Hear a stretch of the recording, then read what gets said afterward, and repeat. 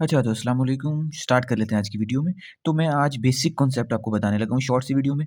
अच्छा, ये basic concept किस चीज़ के हैं? ये आपको एटॉमिक स्पेक्ट्रा और जो फोटोइलेक्ट्रिक इफ़ेक्ट, कॉम्पटन्स इफ़ेक्ट और मॉडर्न फिज़िक्स को समझने के लिए बहुत ज़्यादा ज़रूरी हैं, ठीक है? तो सबसे पहले आपको ये पता होना चाहिए कि ये जो मैंने लिखा हुआ है विबग्योर, इसका मतलब क्या है? ये आपके पास विज़िबल रेंज में जो आ जाती हैं लाइट्स वो है। जैसे कि व वी का मतलब वायलेट हो गया, आई से Indigo, blue, green, yellow, orange and red, ठीक है? और ये मैंने लिखी हुई है उनकी वेवलेंथ। तो मैं यहाँ से क्या समझाना चाह रहा हूँ? मैं आपको एक ट्रेंड दिखाना चाह रहा हूँ कि ये देखें कि वायलेट से रेड की तरफ जाते हुए वेवलेंथ बढ़ रही है। 380 से 750 तक पहुंच चुकी है, यानी कि वेवलेंथ लैम्डा इज इंक्रीजिंग। और आपको पता है वेव इक्वेशन के हिसाब से v is equals to F lambda होता है।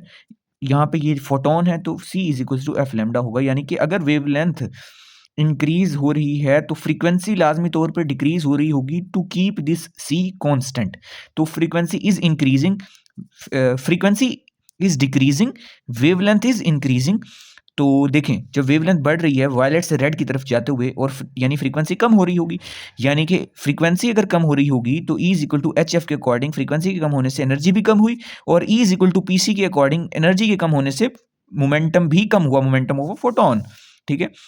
और वेव नंबर क्या होता है? Inverse of wavelength. तो अगर वेवलेंथ बढ़ रही है तो वेव नंबर कम हो जाएगा। तो अब आपने देखा कि वायलेट से रेड की तरफ जाते हुए आपके पास वेवलेंथ बढ़ती है, फ्रीक्वेंसी कम होती है, एनर्जी कम, फ्रीक्वेंसी की कम होने की वजह से एनर्जी कम होती है, और एनर्जी के कम होने की वजह से मोमेंटम कम होता है, और वेवलेंथ क्योंकि बढ़ रही थी तो वेव नंबर कम हो गया। तो ये बेसिक्स थी जो कि आपको एटॉमिक स्पेक्ट्रा स्टडी करते वक्त सबसे पहले पता होनी चाहिए, ठीक है? और ये सब बात हो रही है विजिबल रीजन की, ठीक, सिर्फ और सिर्फ विजिबल रीजन की। नेक्स्ट वीडियो में, शॉर्ट सी वीडियो में मैं आपको बाकी रीजन्स की भी ट्रेंड समझा दूंगा आसान तरीके से।